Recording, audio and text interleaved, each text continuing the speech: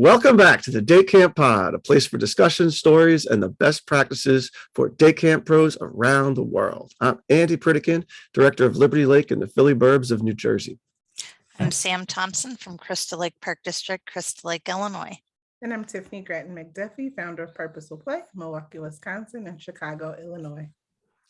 And as this is our last episode of the calendar year of 2021, we figured we would do a special Day Camp New Year's resolution episode, sort of harkening back to some of the topics that we've covered over this time and maybe some new ones. We'll see what the ladies come up with.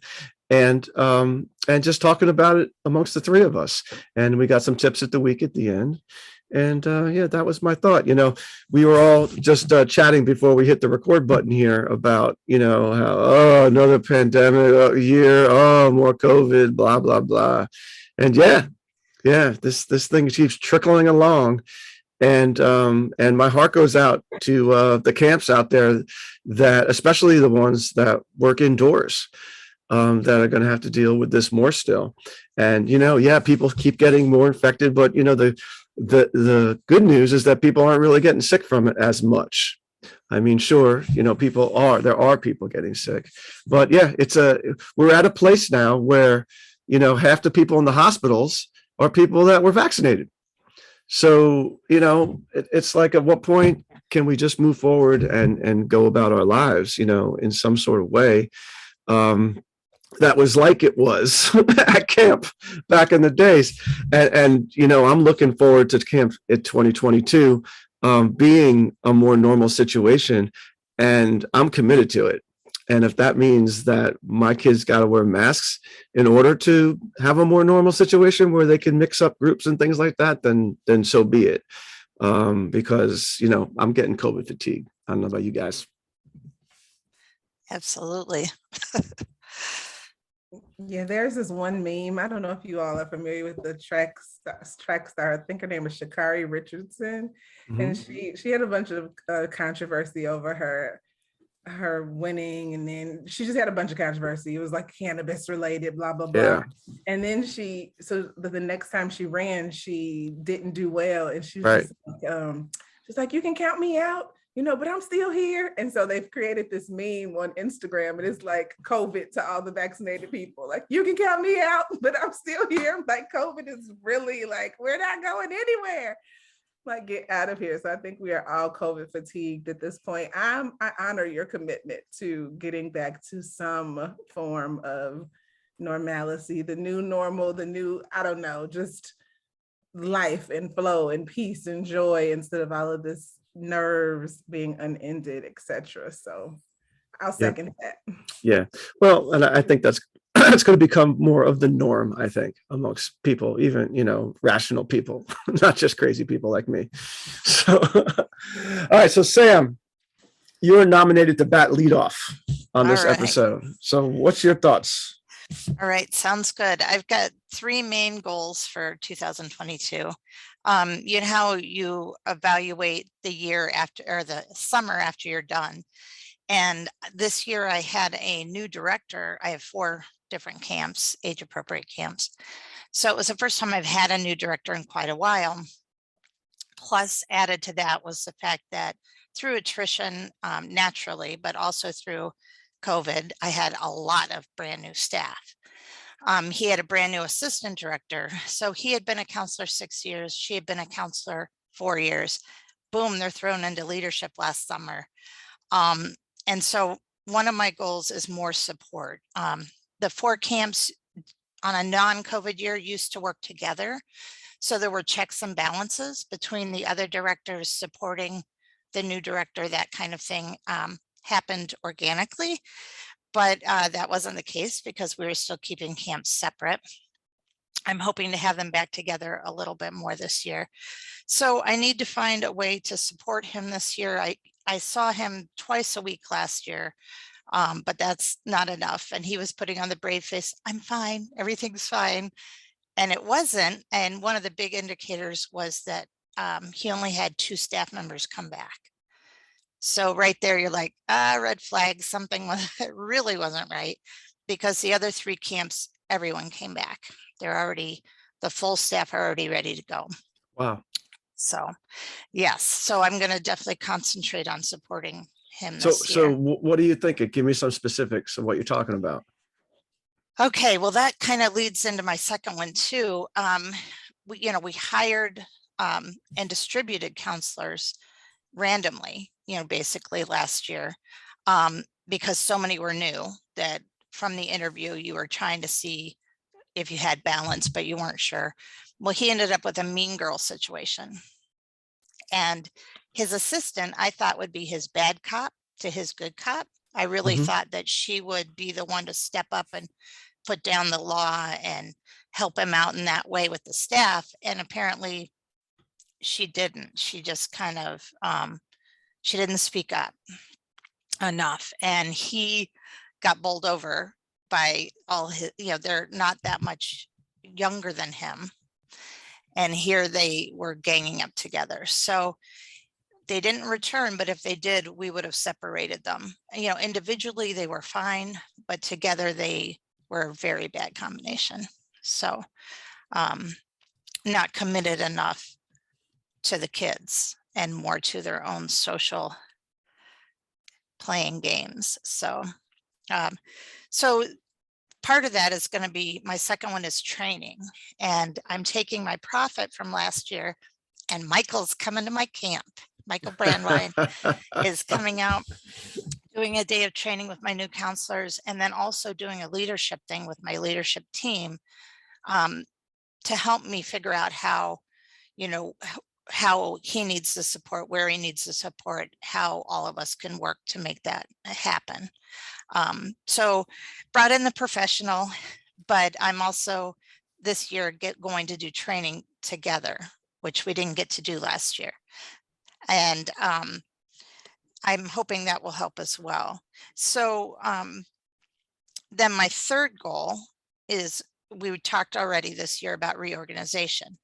My other camp director, Diana, who's been on the podcast several times, is amazing, but she got a full ride scholarship in her 40s to finish her dream degree. And she came to me and said, that I put all of my heart and soul into camp. And if I'm taking classes at night, I'm not sure I can do the job I want to do. So my question to her was, what part of your job do you spend a lot of time doing that someone else could do? So she's with the youngest campers, kindergarten, first grade. So her counselors don't do the art projects. They don't plan them because they're on full out maintenance with those, 6 kids at all times. They can't leave them to go prep or set up. So we are going to have an art specialist this year, another one of my girls who's been with me 5 years, who is ready for some leadership, who's going to be in charge of creating and prepping, because for Pee Wee, you've got a lot more prep than you do with the older ages. Those projects for the whole camp, to take that off Diana's plate so that she can have time for the things that I need her to do and still not feel like she's completely overwrought while she's taking classes at night for this, next year here. She's one of those who would take home everything. I mean, I would see her clocked in on Saturday or Sunday or at night till 9 o'clock at night, because she wants every T crossed, every I dotted. She puts out an amazing program. So hopefully taking this off will help her delegate more and help her. She needs to have them have more cleanup duties after camp, before she was like, they're so tired at the end of the day with the little ones that I feel bad making them mop the cafeteria floor. It's like, well, if you break it down and, they only have 2 days out of the whole summer that they're mopping, that's reasonable. If they only have to do toilets once in a while, they need to be doing that and not you all the time. That's stuff that you don't need to do. So we're working on time management and that reorganization piece. So those are basically my 3. I love the solution, especially the solution to the resolution for that last one, because it speaks to so many things, like disrupting burnout, right? When you have someone good, as opposed to, do we have to get rid of, do they have to choose, do they have to quit, do they have to solely dedicate, like how can we reorganize the duties? And honestly, it not only helps with the burnout for that person, but it also helps to provide an additional layer of responsibility. So kind of like, you delegate, you're empowering other people to step up so that they can, rise within the organization and really understand the totality of what it takes to, to step into a higher role. And it might not sound glamorous. Like if you start by telling me I got to clean toilets and this is part of, director duty, I might be like, what? But just gaining an appreciation for all of the things that she does do. And really just like they say, what we're supposed to do, the 80%, the 80-20 rule, like the 20% of the stuff that only we can do is where our focus should be. And that's where our greatest impact is. So I think that's an awesome solution to make sure that you keep top talent, because it's happening everywhere. People are, because of COVID, reimagining what success really means and determining what they want to do, with their lives, going back for dream degrees or switching jobs or just spending more time with family. And so if you can retain some top talent by just, reshuffling some duties, that's a major key. And the thing with her situation is she is the dream team this year. She has a group of counselors that every single one of them is like top notch. And so if we're going to do this, this is the year we could do this, because these people have the talent and capabilities to step up and take over. And she even said, she goes, I know I've got the dream team. I don't want to miss a summer where I've got a dream team, because that doesn't happen every year. And when it does, you've got to really enjoy it. Yeah, I love that. Here for that. Yeah. I think I'm up next. Yep. You're up next. I'm trying to be quiet because my stuff dovetails a lot off of Sam. So I'm trying to not be Andy for a moment. Just funny. So my list, like I really don't do resolutions in real life, right? Because I think like they're short-lived and you quit them by Valentine's Day, they're done. But I do like to set like an intention on like, what can really help move the needle forward? How can this year be different? And, just what do I envision for it? So my first thing is to really just teach the kids life skills. And I've always done that, but just it's really specific this year. So it's all around vision, resilience, and happiness. So a few years ago, I wrote a book called Blurry Brown Eyes, and it's a kid's book about vision. It's all about this little boy who's playing basketball, and he has to cast off the doubts that his friends at camp are talking about so he can really get to his goal. And so I want to bring that back and really just talk to kids about what they envision for their lives, because adults are always doing these vision boards and goal planning, but the kids rarely do. So I want to do that. Our theme is going to be like the warriors of resilience. So it's all about, like how can they get through tough stuff, and just really tying it back into real world stuff that they're facing. And I think it's because then it's not just games for the sake of games or playing for the sake of playing, or, this hidden message. It's like I'm being real upfront, like vision, resilience, and problem solving. So that's my first one, like really teach them adult topics in a fun way. My second one is to diversify my income stream. And this is for my fellow like camp owners who run small gigs. I have talked many times about how I'm predominantly funded by the state's child care subsidy. And I did that to fulfill a need and to be able to serve children who wouldn't be able to afford to go to camp. But it also creates, as an owner, a bit of lack of diversity in my funding, and also just like I'm beholden to their rules, and it's cool and yet it's not.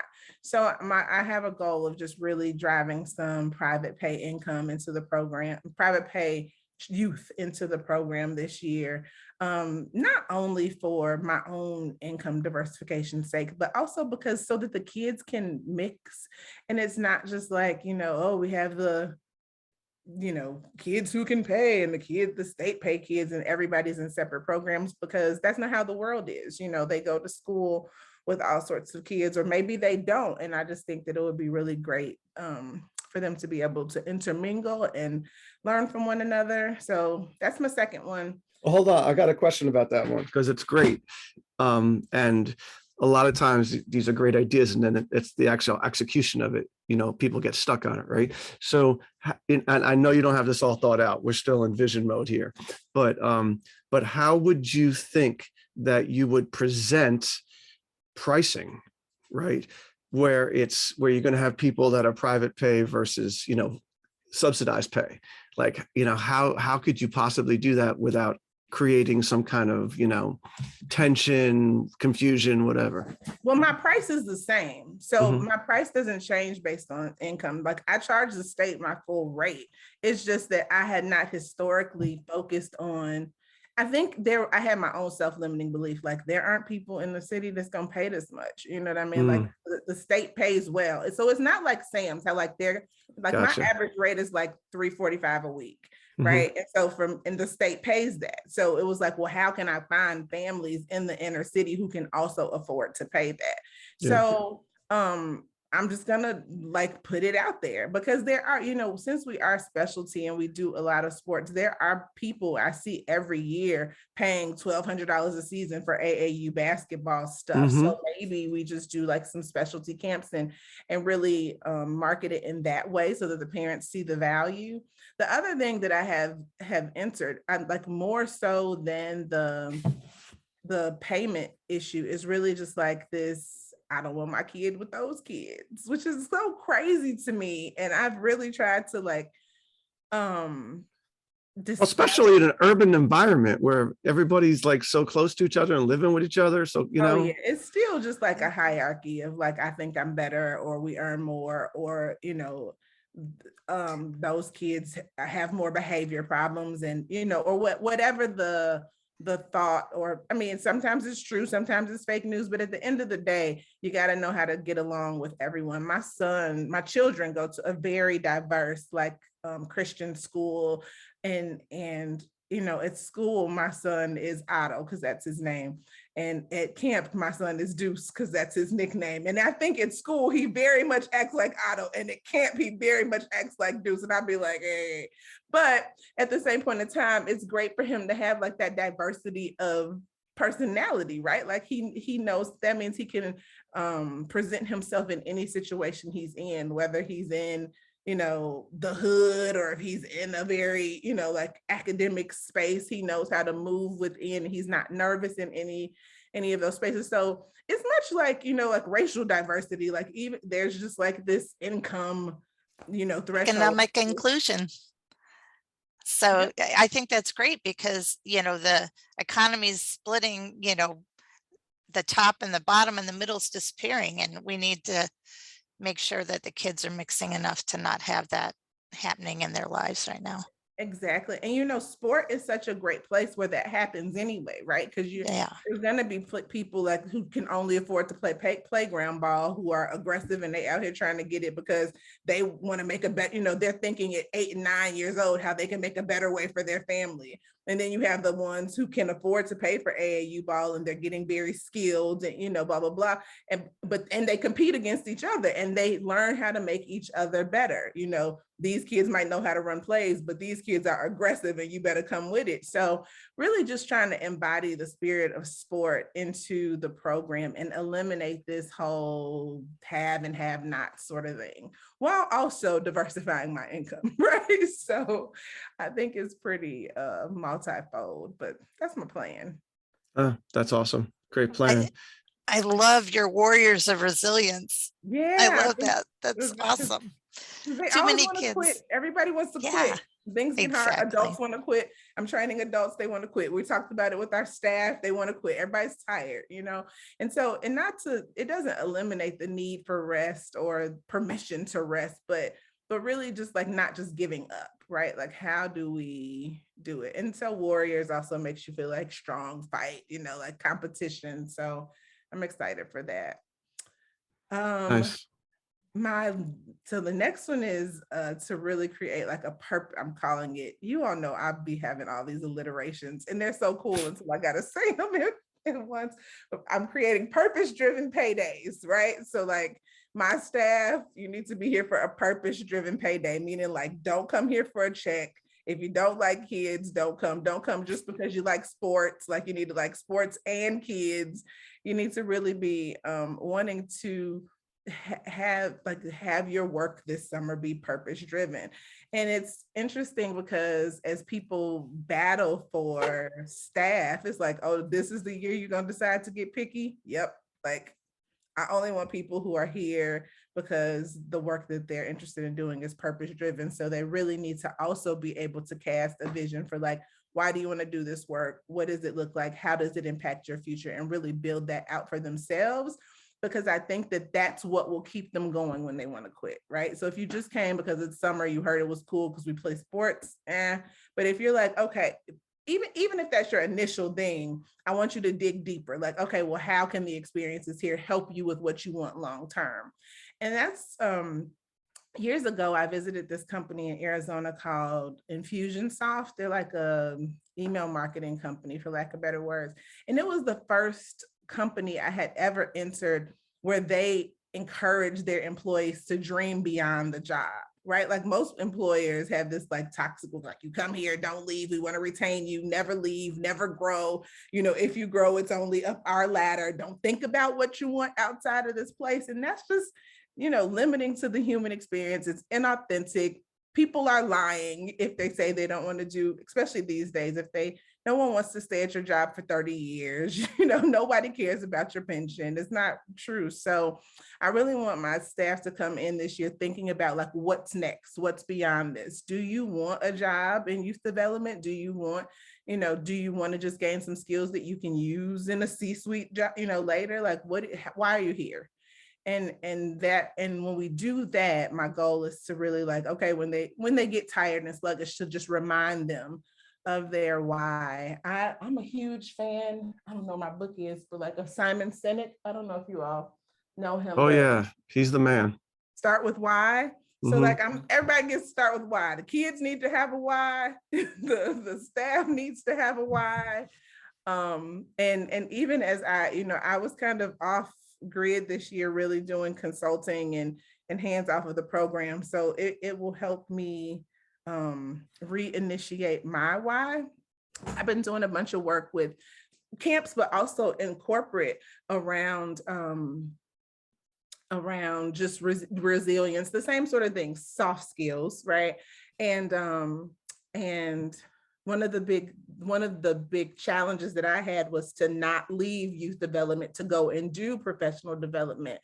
And what was I going to say? And one of the things that I was challenged by my coach to do was to have an impact project.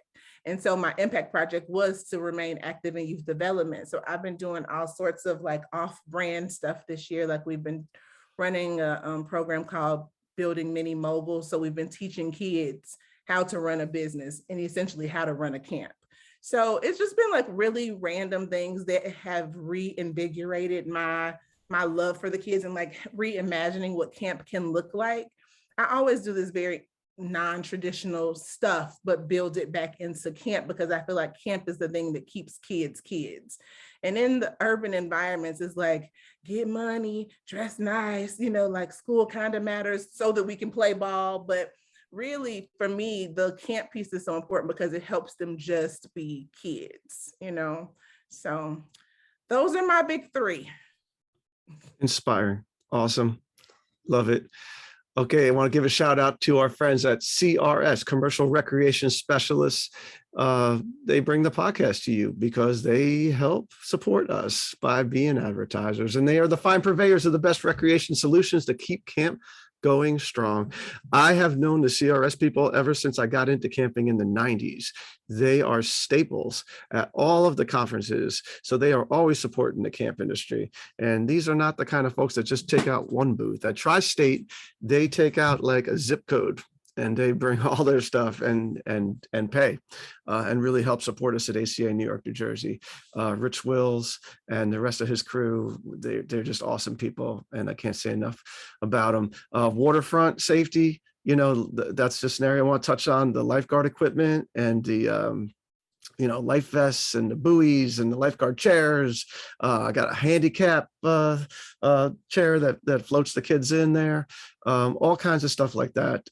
That's one of their great areas. The what you call the stand-up paddle boards and such, and the kayaks, the corkles, pedal boards, they're all about it. So check out my friends at CRS4, the number 4, rec.com, because CRS is serious about fun. All right. So anyway, getting back to the show and the resolutions, Sam said, started out supporting our staff. And that has been a big theme in the camp industry and on our podcast and on other campy podcasts also. There's no doubt about it. Looking at their whole job, and especially last summer, seeing how tough it was for them with all the mental health issues we were dealing with, seeing the real pain points that they were struggling in, and us figuring out how to improve it. What I saw last year was that they have our frontline staff, particularly, and our middle management, they have hard jobs. They're really difficult. And we sort of rely on that word resilience a lot. And come on, just push through. Like, what's the big deal and all that kind of stuff. But what I saw last year is that I think we really do put a lot upon them, perhaps too much. And really, if you think about the camp industry as a whole, and what frontline staff and even middle management get paid, and even year-round staff to a degree, it is very exploitive. It really is. You're really taking advantage of nice people. And that's the model. And frankly, like I've been saying, for folks that run nonprofit camps, I don't know how you get out of it. Because, if we started paying people what they were worth, we'd have to charge twice as much for camp, and we couldn't do that because people wouldn't pay for it. So there has to be some kind of balance there. And I think that prior to the pandemic, the balance was really shifted towards, the administration taking advantage of these frontline people. And now I think one of the silver linings for our frontline staff is that we're recognizing that. So I'm really looking at all of these pain points, like I was talking about, like when the kids first come in the morning, and how they deal with lunchtime. My goodness, it's so tough at my camp. And the clerical work that they have to do, and the evaluations that our middle management people do on a weekly basis, and the heat, as we talked about with Karen in our last episode, the breaks that they don't get generally, right? The people that deal with the preschoolers that are just relentless. These little kids are constantly, I mean, the people that we put there are just superheroes, and we need to figure out ways for these people to catch their breath during the day. Our middle management, how they deal with staff issues. We talked about that with our folks from the Camp Owners podcast about how to put in maybe another layer of support to help those people, and the frontline people, how they deal with camper issues. These are not youth development professionals. I mean, we're paying them, so they sort of are, but at the same time, a lot of these people are going to be accountants and things like that. They're not going to necessarily become school teachers and psychologists and things. So they need more support. Plain and simple. And like I said, just not just tough it out. And what that comes down to is money, right? It comes down to dedicating resources to remedy this. It's about putting money where your mouth is, because there's only so much you could do without putting an extra person there or paying them more to do it. Or like as simple as Sam said, at the end of the day, when everybody's really toast, making them go clean the floors. Like you gotta pay somebody else to do that. You just do, because we've been taking advantage of these folks for a while, and if we want new people to come work for us, we have to provide a job opportunity that is not as tough, plain and simple. It's hard enough just taking care of other people's children. All the other stuff around it, it just piles on. I wanted to say one thing. So we throw the word resilience around a lot, but we don't do the things to build up resilience, right? And so resilience is like, it's like, yeah, just keep going. But that's not really what resilience is. It's made up of 5 pillars. Self-awareness, so really like understanding who they are and what they want. Mindfulness, so like how do they take 3 deep breaths? Do they go to yoga? Like how are they clearing their mind and really positioning life in a positive way? Self-care, so like what are they doing to pour back into themselves, or what can we as camp owners do collectively to make sure that we are prioritizing self-care for ourselves and our staff. And then purpose, so like understanding why they're doing it. And then positive relationships, so like not just like beating the horse, like go do more, but really cultivating connection, community, and conscious communication is key. So you're right, we do throw the word resilience out, like that just means just go do more, but really it's like the embodiment of what building a resilient team means, and how we can do that as owners, because we talk a lot about having to increase pay, and like you just said, if we paid them what they were worth, we wouldn't even be able to run. But millennials especially are pouring into like the culture of work, and when there are non-monetary things that you can do, like if it, what self-care stuff, or creating, real connection and community through positive relationship that will make people want to work for you for what they're getting paid, instead of going somewhere else where it's toxic and nobody cares, but they just get more money. You know what I mean? Like there are ways that you can really cultivate resilience within your camp to keep people there without the burden of just paying more. But I agree, if it's possible to pay more, we should. We always pay above what the market calls for, but that building resilience is a real thing. I'm happy to show your camp how to do it. I sent out my letters for Are You Returning before I announced what the raise is going to be, because we're jumping $3 more an hour this year, but I wanted the people back for the right reasons. And so I was happy I did it that way. And now if some of the ones who said they weren't coming back see that pay rate now and decide to come back, I'm going to be a little, I've got to work with you on that, because what's the real purpose that you're coming back with? But, those pillars, the purpose and the positive relationships, I feel I do well on, but the top 3, the self-care, the mindfulness, I've got to work on those. It was nice to lay it out that way, to think about what am I missing with the resilience for my staff. Yeah. We're going to do an episode in January with some young folks and talk to them about that. And I know I've heard my son talk about it enough. It's about the experience, right? That's what it's about. It's not about the money with these folks, but you got to create an environment where they feel appreciated and not taken advantage of and all. And I think this is generational. I really do. I think that most people that run camps who are, let's say, older, so let's say 40s, 50s, 60s, they are from a generation, an upbringing, let's say, where you just do what you're told. Shut up and work and do what you're told. Put your head down.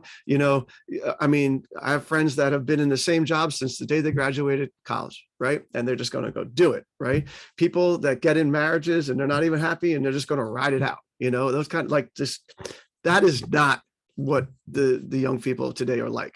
That is not it. People are thinking, it's more of a YOLO mentality, and I am not going to deal with it. And you could call it selfish, but I don't think it really is. I think it's just super aware that you're only on earth for a certain amount of time and you're not going to spend it being taken advantage of.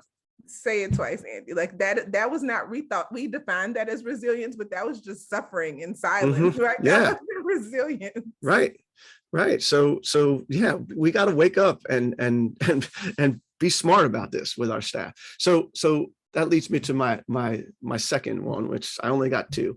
And this goes back to the DEI stuff that we talked a lot about last year, and we touched on in I think it was episode 59 with Kevin Gordon from Camp Kupugami this year.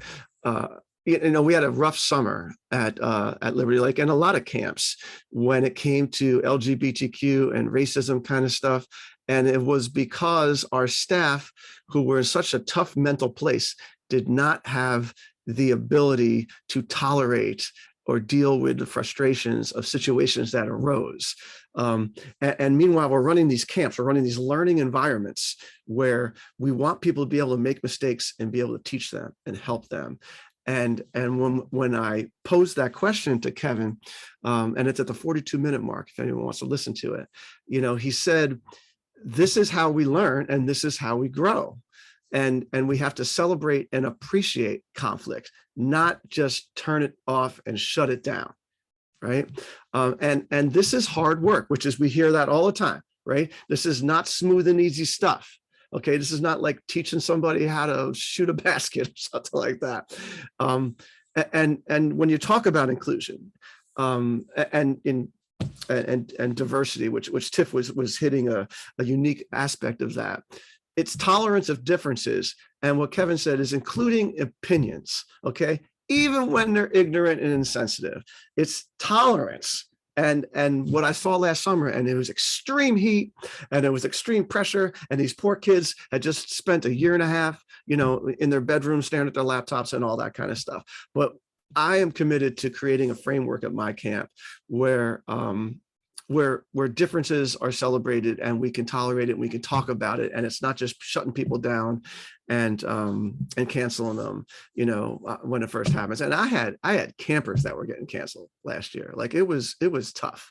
And what? Just one last thing that he said, Kevin. He said, learning about differences is not just some differences, like the ones you choose. It's all differences, right? And we have to agree to be able to disagree. And, the world's in a weird place right now, politically and, social media, it's insane. You got these extremes coming at each other, and camp should be, we should regain the middle territory at camp where we can find commonality and we can all live together and we can sing Kumbaya around the campfire and really mean it. Right. So I've actually, I've started talking to my new friend, Chris Hudson, which if you listen to the Camp Hacker podcast, he's this super personality, super positive guy, and runs a camp, a 1-week camp for LGBTQ families, and is taught in the inner city as a social worker and such. And we're trying to hash out a framework where it starts at the top with my leadership team, and it comes down from there. In January, I have a bunch of lunch dates set with a bunch of my diverse staff who are thinking about maybe not even coming back last year after how tough it was, and picking their brains and talking to them about it, and getting some of them to buy in on it too, and be part of the creative process in coming up with how we can have a successful summer in this area. One of them said, we need somebody on our staff that we can go to that looks like us and sounds like us and all, and dedicating time and resources to that in my staffing. And like Kevin said, if only 1 out of every 30 of your people are of a different background of what your normal camp population is, then you need to find 120 people to interview it or whatever, or get applications from. Like, this is tough stuff. And I am committed to it because, if this is going to be a country that we live in where we're all supposed to be getting along with each other, then there's no better environment for that than a summer camp. So let's make it happen. So that's my piece. I agree. We're the greatest petri dish at our level, starting young, and we need to be better. Yep. All right. We're going to go to the tips of the week, my friends. But before we do that, we're going to talk about my friends at Camptivities for a second. So, scheduling, it's tough, right? And it's a headache for most camp people. Some people love it. It's like their thing. The same people like doing bank recs, I guess, like doing scheduling programs. So if it's a headache for you, if it's something that you want to transcend your Excel spreadsheets or your big pieces of paper that you have on your walls, then check out Camptivities, because they've created a platform online in the clouds that can make it happen. It's designed by camp people for camp people. So save time, money, and resources, and create your best diverse activity schedule ever, right? So check it out at camptivities.com. Talk to my friends over there, Ryan and his crew. They will talk it through with you, and not just your regular schedule. They'll create a rainy day schedule. They'll create a hot day schedule. They'll give you some of the best practices that, you know, some of their many other camps are using too. So sort of like using CampMiner and some of these other companies that have, you know, many camps going, they're seeing what's going on with camp programs all over the country, and they can provide a platform that is sort of a culmination of those best practices. So camptivities.com, check it out. All right, Sam, you're back up with a program tip. So this year was the 100-year anniversary for our park district. And so I finally got the funding to cater a nice camp reunion, which I had never done one. And there's a whole lot of people out there that worked for me that I'm friends with on Facebook and whatever, and I keep up with vaguely. But I wanted to see everybody. And we did get 100 or so people, which is not as big as I'd hoped. But being a COVID year too, flying in from all over the country was going to be a problem. What I did get that was worth the whole process was a lot of feedback and messages from people who I haven't seen in 20 years or whatever about what they're still using that they got at camp. So that was really cool to hear. I used to put together a whole book with chapters on each activity, you know, chapter on art, a chapter on words to songs and all that. Mm-hmm. And I used to process those every year. And a couple of the ones that are teachers said, we still use it every day. And I was like, wow, you know, I stopped doing it because I thought, is anyone even looking at a book anymore? You know, that kind of thing. So now I've got to figure out how to do something for my new staff that they can use in the future when they're doing other jobs. But it was really, really wonderful to reconnect with all those people and find out what you did right. And most of them didn't tell me what I did wrong. So that was kind of nice. Yeah. And the lasting impact of the camp experience. Exactly. Right? Exactly. No, that's awesome, Sam. All right. I'll give you my next one. So I'm a former music teacher, former professional musician, and I am of the belief that anybody can play music to some degree. And last year, when last 2 years, we weren't allowed to do electives and commingle the children together. We had to go back to what I would call more of a general music kind of program. And the best general music program I ever had as a student, matter of fact, it was the only one I ever had as a student that was any good, I thought, was in middle school, where we went to the music room and there was music instruments laying all over the place, mostly percussion kind of things, because if you're not a trained musician, you can certainly bang on something. And then they did have some instruments there for the musicians that were in the group. So here's a class of 20 kids comes in, and basically the teacher said, you know, you guys, we're going to be here for the week or whatever, 40 minutes a day. Take the time, go write a piece of music, right, on your own.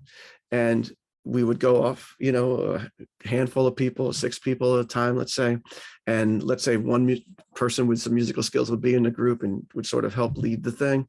And we would get kids writing these instrumental songs. Maybe some even had rap in it. Maybe some had, singing in it, or with words or not with words.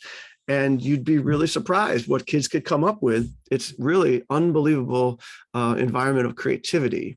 So we did it at camp. With these percussion instruments and various things and guitars and whatever we had laying around, and it worked out great. You got to have a music teacher that can be in charge of that, and can sort of help curate it.